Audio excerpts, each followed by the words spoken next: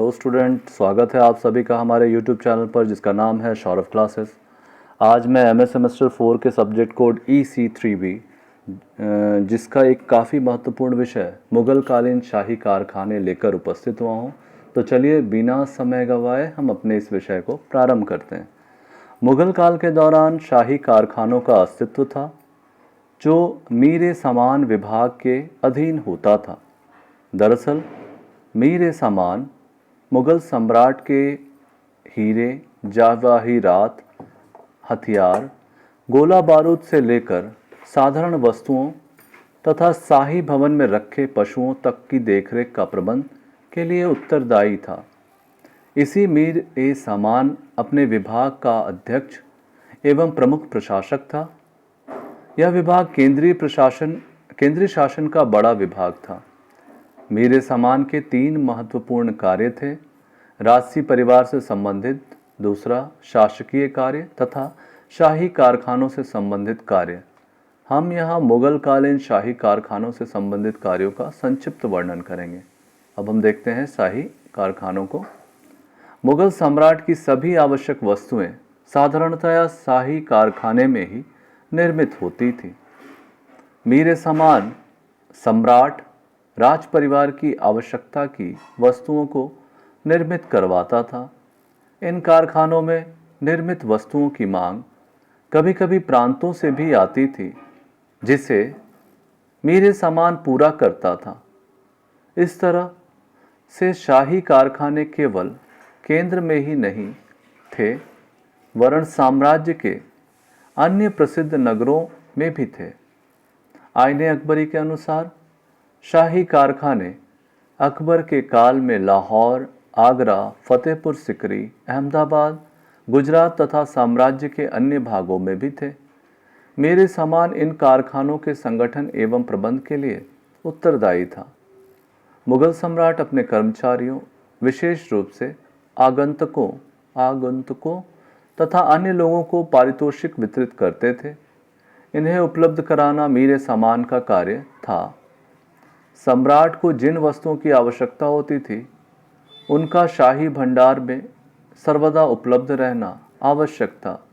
जैसे ईद, बकरीद के त्योहारों तथा अन्य समारोहों पर खिलतें वितरित की जाती थी। इसी तरह कुछ ऐसी वस्तुएं थी जो भिन्न भिन्न सम्राट अपनी रुचि के अनुसार पसंद करते थे। ये वस्तुएं राजसी कारखाने में बनती थी, जिन्हें जांच पड़ताल कर उचित मात्रा में तैयार कराकर तथा जिन वस्तुओं को बाहर से मंगवाने की आवश्यकता थी, उन्हें उचित मात्रा में मंगवाकर भंडार में रख लिया जाता था, जिससे जब भी उनकी मांग हो वे उपलब्ध हो सकें। इन कारखानों में कार्य करने वाले कर्मचारियों की नियुक्ति, तैनाती, बर्खास्तगी, कारीगरों के वेतन तथा उसमें वृद्धि की संपुष्टि मीर-ए-सामान करता था। प्रत्येक कारखाने का प्रभारी एक दरोगा होता था। वह नित्य कारीगरों को कार्य प्रारंभ होने से पूर्व कच्ची सामग्री देता था एवं दिन के अंत में उनसे तैयार माल एवं बची हुई सामग्री लेकर उन्हें सुरक्षित स्थान में रख देता था। दिन भर वहीं रहकर उनके कामों की निगरानी करता था। दूसरे दिन प्रातः उन्हें पुनः सामान दिया जाता था। प्रत्येक कारखाने के आय व्यय के लिए लेखाधिकारी था, जिसे मुशर्रिफ कहते थे। लेखा परीक्षक के लिए एक लेखा परीक्षक, जिसे मुस्तफी कहा जाता था, होता था। तहवीलदार नकद एवं उस कारखाने के कच्चे माल तथा निर्मित वस्तुओं का प्रभारी अधिकारी था। वह इन वस्तुओं को अपने नियंत्रण में रखता था।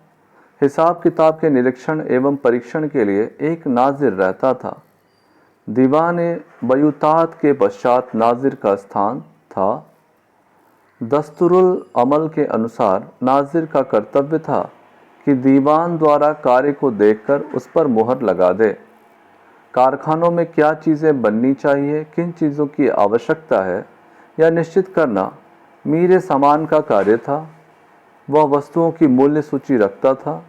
जो चीज़ें पुरानी हो जाती थीं, उन्हें बेचने का अधिकार उसे था, किंतु दस्तूरुल अमल में उसके नियम निश्चित कर दिए गए थे एवं उसे आगाह कर दिया गया था कि वह इसमें सतर्कता बरते, क्योंकि इसमें बदनामी का भय था। इस प्रकार मीर सामान मुगल शाही कारखाने की देखभाल करते थे तथा अपने कर्तव्यों का संचालन कर प्रशासन में योगदान करते थे। इस प्रकार हमारा यह विषय यहीं समाप्त होता है। धन्यवाद।